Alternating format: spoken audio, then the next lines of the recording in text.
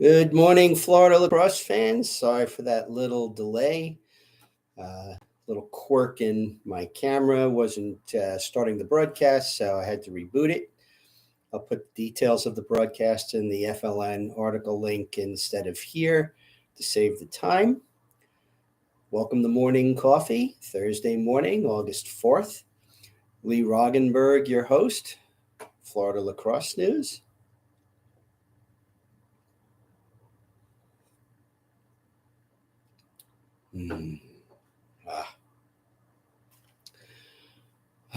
So good.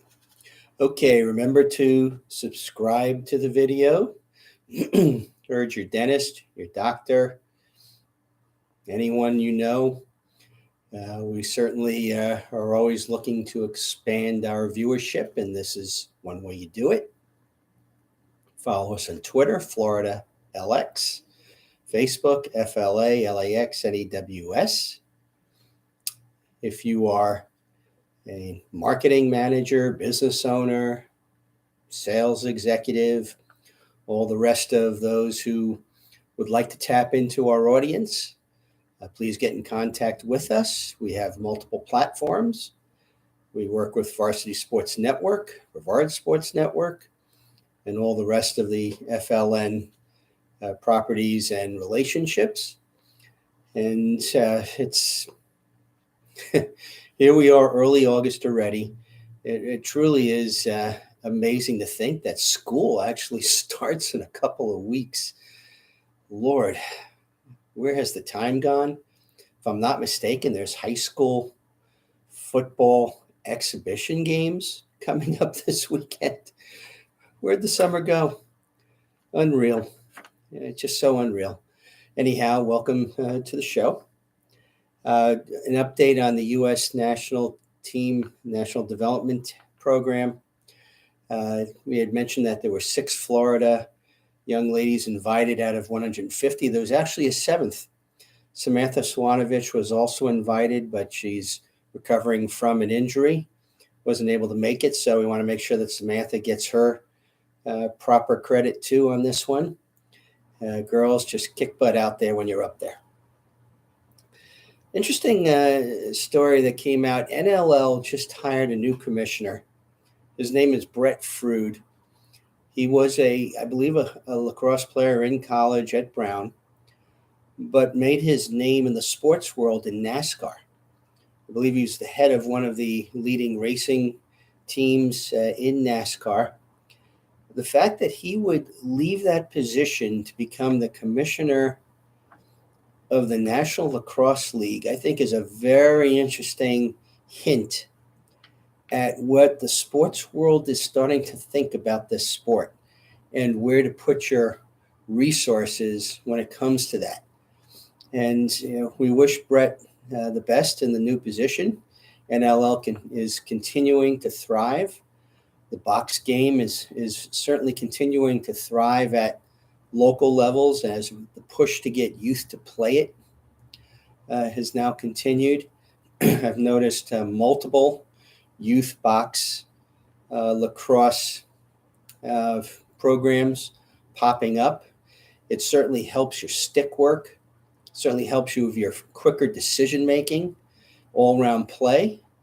And kids, I would certainly try to incorporate it as part of your training as you get better.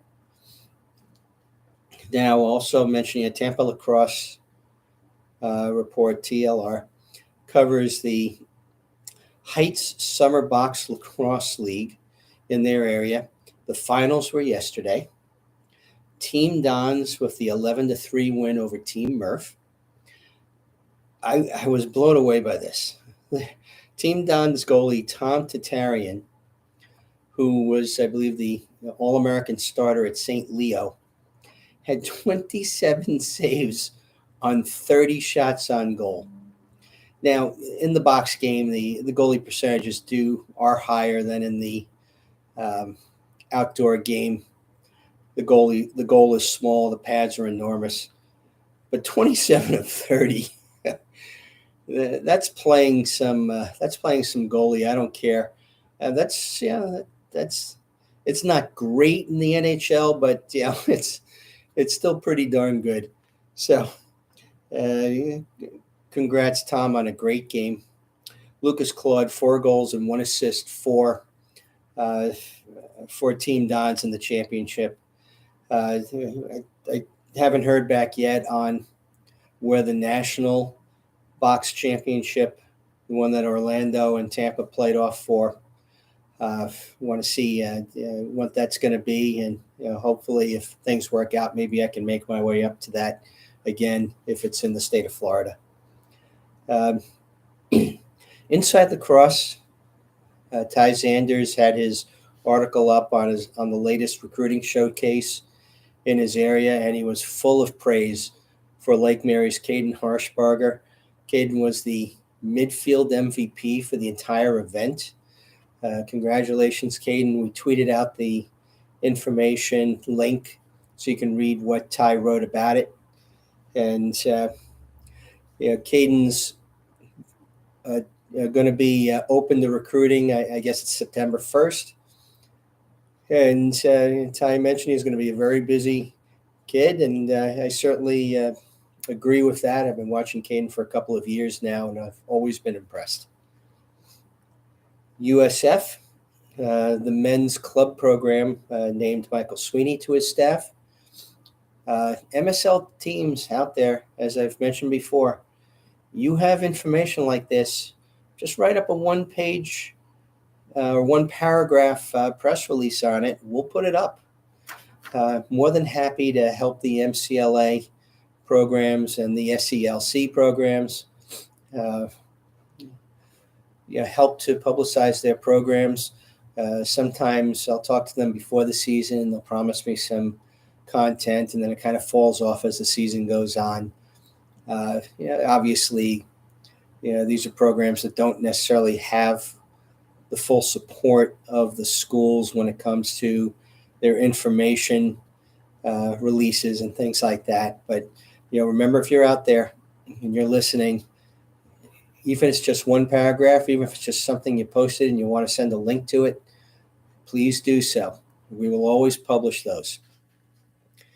Got an update on Jared Bernhardt. He's in the Atlanta Falcons training camp.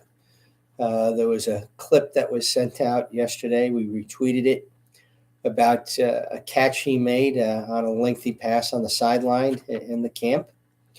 We received some information that there's a good possibility that Jared will end up on the practice squad roster to start the year. I believe that's 5 players that get signed by a team. That it's sort of their emergency recall list, but it's also a place to stash a player that's not going to make their 53-man roster.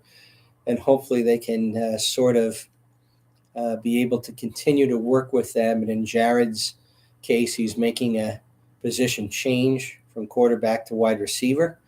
And obviously it's unfair to expect he's going to pick that up right away. But, the video certainly looked pretty good. And we're going to definitely follow you, Jared, as you go along in this.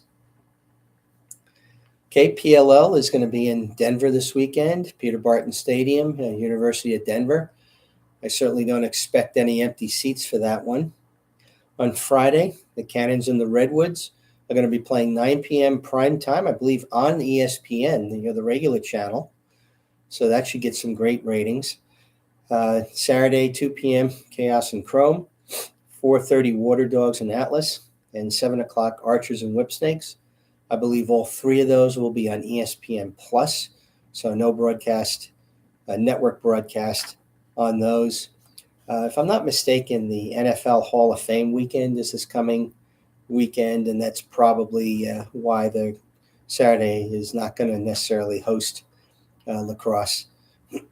But getting a game on ESPN or ESPN2 is a very big deal when it comes to potential audiences, because in some of the cable systems you have to pay extra if you want to be getting ESPNU. So you will always see the biggest audience potential on those.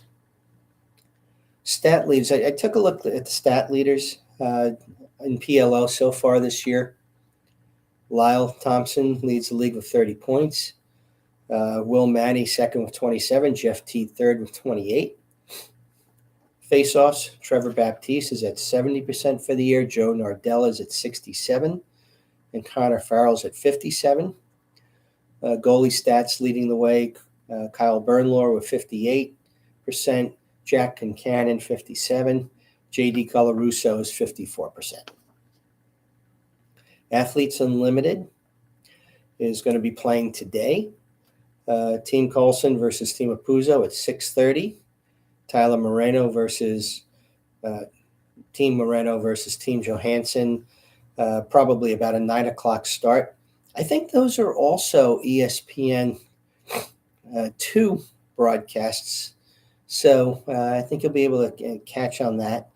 On Saturday, Johansson versus Apuzzo at 1:30, then Moreno and Colson. And on Sunday, Johansson and Colson at 1, then Apuzzo and Moreno to follow.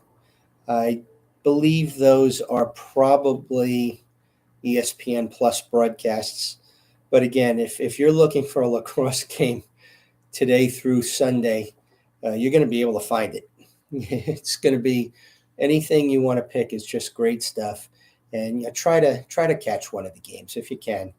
It's one way that we, the community, shows support for the sport is to make sure that these TV ratings are as high as possible.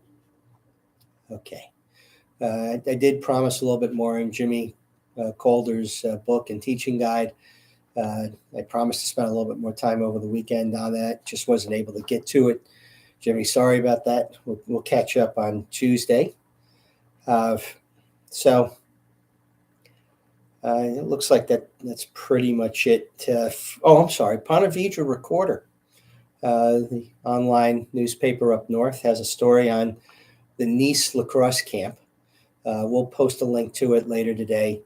And,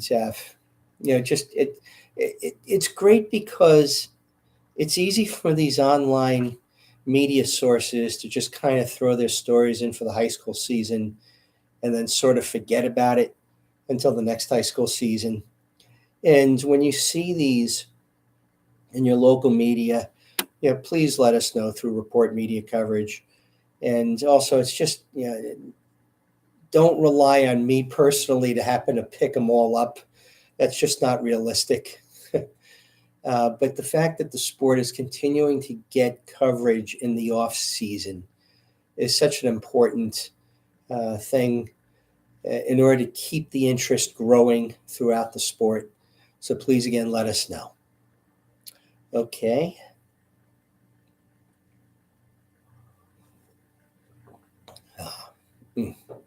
Okay, again, follow us on Twitter, Florida LX, Facebook, FLA, LAX, NEWS. Yes, we have an Instagram. It's the stepchild, unfortunately, of my media skills. Who knows, one of these days I can get a couple of people who will actually volunteer to help me out with that one. Okay, this is Lee Rog. Oh, hold on, sorry. Never forget, help grow the game, respect the game, honor the game. This is Lee Roggenberg, Florida Lacrosse News, wishing you a great weekend. We'll see you Tuesday morning at 8:30, and so long from the Sunshine State.